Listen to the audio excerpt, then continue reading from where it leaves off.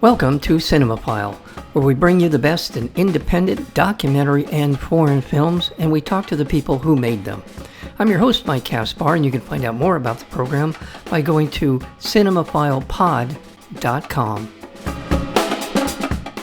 Set in a remote Chilean mining town in 1982, Diego Cespedes' dazzling debut feature follows Lidia, who grows up in a vibrant queer household led by a drag performer and trans women. When a mysterious illness rumored to be spread through the gaze between men sows fear and hysteria, the community becomes the target of suspicion and violence. The film is called The Mysterious Gaze of the Flamingo, joined today by the director and writer, Diego Cespedes. Diego, welcome to Cinemophile. Thank you. Thank you for the invitation. Oh, you are so welcome. As I said to you before we got started, I thoroughly enjoyed this film. There's a lot of different layers to the story, to the filmmaking, to the look of this film. It all blends together very well. I thought you were able to manage a lot of different themes in this film very effectively. Tell me a little bit about your inspiration regarding the mysterious gaze of the flamingo. Normally, when I work when I'm working on the film or the pre-shooting of the film, I don't work directly with references. I just let them go in a natural way because I consider myself a cinephile. So, but in the moment that I'm creating the storyboard or the ideas of, I try not to go directly to other films references, even if it has a lot. But they all of them work more unconsciously. Like I know that it can have something from here, from something from here, but that wasn't such a clear process for me because I try not to do it in order to mix in a natural way in my head to Mhm. mix everything and in a natural way in my head. But yeah, you can see a lot of references if like people see sometimes Almodóvar or or more in general like Italian cinema Mhm. or well, people find different references. This is the first time that they told me about Tarantino. But no, I don't work with them. But what I really do is that I have my favorite directors, but I'm not very related to this film. My favorite director is Lucrecia Martel, and I think that she's changed my way of seeing cinema. I come from a family from the suburbs. We didn't have access to any culture, any cultural event, artistic world. But I came to the university and I started to become a cinephile there. And I remember that I was watching La Ciénaga, which is her first film, and feel that there was another kind of cinema more than the commercial that makes me something in my soul. And I said like, maybe we can do this different thing. And since that moment, I start to do cinema and to watch more. Yeah, for this and this film makes a lot. So Yeah. as you said, it has a lot of genres sometimes. Particularly, people see a lot of Western. There's a moment that there was a very like a Western when in a part of the movie of the revenge moment. But also in the composition, we did a lot with that. We put the Western more that it was on the script.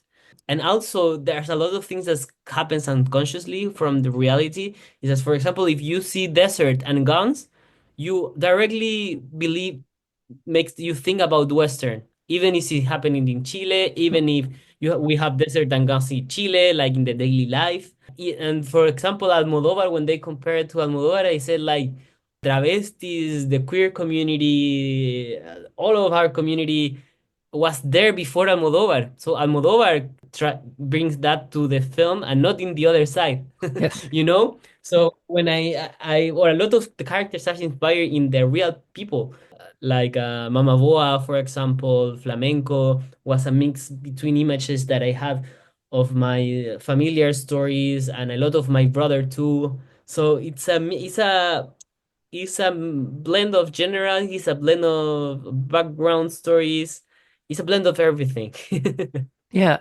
Well, and the most important thing is that it's a beautiful story basically centered our entry point into the film is this young woman, Lydia. She's the way into the story, and she becomes, in many ways, you watch her grow up, you watch her react, you watch her search for love and a sense of place, and also a certain boldness to her character as she begins to feel her place in the world. And all of this takes place in this community that you were just describing. I thought what you were just saying about putting aside influences, subliminal or not, it's just a really well told story in a way that it would pull anyone into this story who watches it in terms of just understanding the humanity here. My congratulations. That's why I wanted, like, what inspired this story. Thank you. Yeah, because there's a lot going on, a lot of different characters, and I thought you did a masterful job of making all of that work. I do want to talk because I think it's important to the setting of the story, a mining community in Chile, out in the middle of who knows where. What went into why you wanted to set this story where you did? Yes, well, you know that the base of our economy comes from the mining companies. So even if a lot of the population lives in the capital in Santiago, which is in the middle of Chile, we are not living in the desert, but we hear a lot of stories since we were children. So that's the desert is very mythological for all of us, and I think that it's very important in how we construct the idea of our country. So it was very natural for me to set in this place that is can be violent, that it can be inhabited, that can be away, but at the same time, it's very important to for the history of what we are. To set in this world for me was the most beautiful place to show these flowers because at the end of the day you see like flowers growing up in the desert. So that's I see a lot of that in Chile, in the Latin American culture in general, like this in such a violent lands. You can see how a lot of love grows in these kind of people that is considered different for society, but actually are we're all the same. That's why the desert came like such an in a natural way for me to see to show this film. And also the fact that they have the queer community, the trans community as well, living in, I wouldn't call it harmony, but living in this place where the different dynamics that take place from the miners, from the people who live in in that area, uh, creates a lot of. This is what I was saying. There's a lot of layers to this film. There's a lot of dynamics. While there's the hostility, and it certainly AIDS is a huge part of of this story in terms of the mythology around AIDS during this period of time. That's what I found so compelling about it is at certain points in the film there's a level of acceptance, and then at different parts of the film you see the violence that can be visited upon people who are vulnerable. I just like the way you were able to blend these different elements together in the film because it sets up a lot of the drama, the dramatic tension in the film. But you were able to Yeah, you're yeah. reconciling that tension throughout the film. Because in my vision, in the vision of my world, in my world, in the real world, we live a lot of stuff like this. We are a blend of genres sometimes. It doesn't have to be limited to just one genre. Like it's such a you like put the film in such a little place when you just think that you can play one part of the game. And for me, in my daily life, and I know these people in my real life, so I know that they can go for drama to comedy to violent moments to love very quickly. And that's how I see the people that surrounding me, and that's how I see my life, and that's the see how see I people that I love in my daily in my day to day. So why not to do this in the film? I think that that's why I just took a lot of licenses to play with all of it Yeah. because when you mix a lot of stuff, you bring like a beautiful madness to the film that is actually very similar to reality.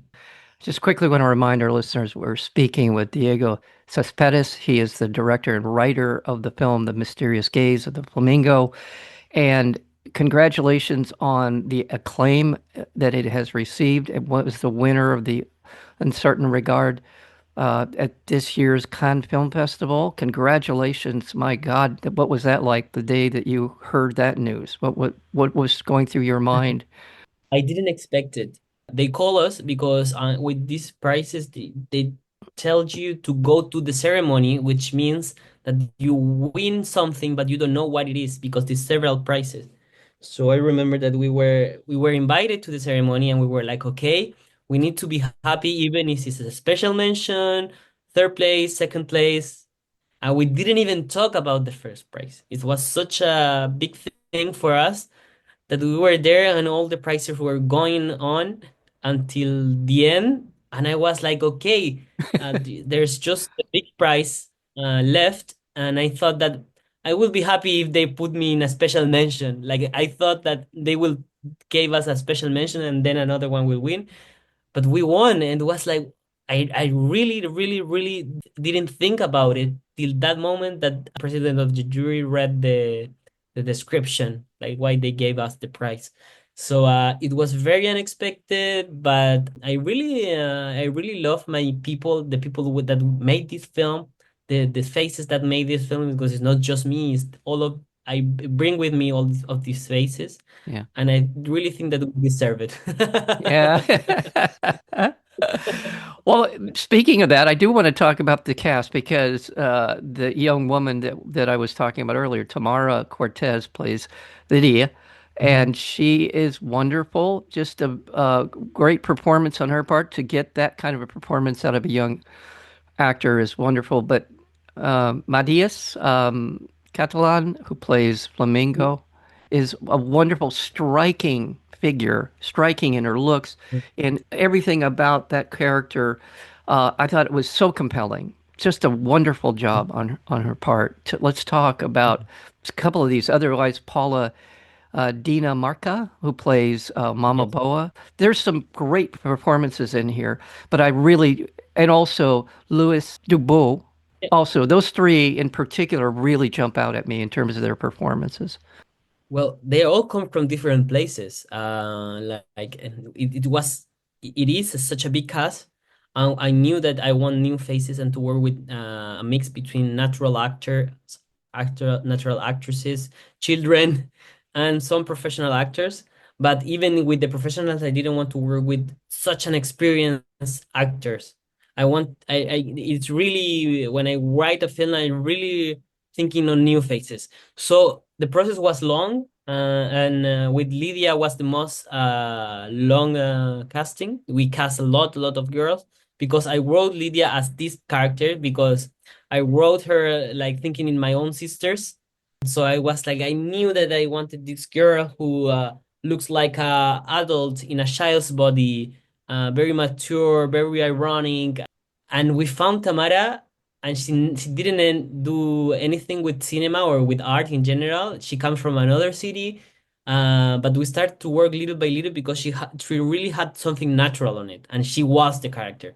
I was very surprised and very happy with the work that we did with her. She's a very talented girl that learns super fast. When you find the right kid, everything is so smooth, so natural, so fluent because they are just playing. It's a Hmm. game for them. It's very cool to work with children. And Paula was my friend. We did a short before. I think that I wrote a lot of Mama Boa thinking on her. So she was perfect for the character. And Matias is a new actor, and she's a great talent. He has like a soul, I see that soul. So, and with the entire cast, we did a big mix of natural professionals, children, and we work a lot together. We create dynamics in the pre-shooting. We rehearse not the scene itself, but we did some dynamics that were more that help us to build this real family behind, you know? And it was like that because in the set was very cool to work with all of them. It was very natural. All of the things you're saying come across in the film. It really does. Yes. It was so impressive to watch again, different kinds of styles of filmmaking. I thought the cinematography was terrific in the film. You're indoors, you're outdoors. There's a lot of things that are happening in service to this story, into a bigger sort of I'll call it a little bit of a mythology, and there's also the misinformation, the fable of what this illness is, this disease that's taking people's lives. It all comes together in a way by the end of the film, it just feels like it completes the circle in a way that I was really thought was impressive. The way you were able to go about putting all of those elements together and having it by the time the film comes to an end, it just felt that was the way it's supposed to be. So, congratulations! I'm just thrilled for you because this is your first feature film. The world lies before you, Diego. I'm looking forward to a long and storied career. Congratulations on your work here. And once again, we've been joined today by the director and screenwriter of The Mysterious Gaze of the Flamingo, Diego Cespedes. Diego, thank you. Thank you. You have been listening to Cinemaphile with Mike Kaspar, the place where you will hear from the best in independent documentary and foreign filmmakers. Please check out our previous interviews as well as upcoming interviews and special programming by going to cinemaphilepod.com. We are also available on Apple Podcasts, Spotify, and YouTube, searchable under Cinemaphile with Mike Kaspar. Until next time, thank you for listening.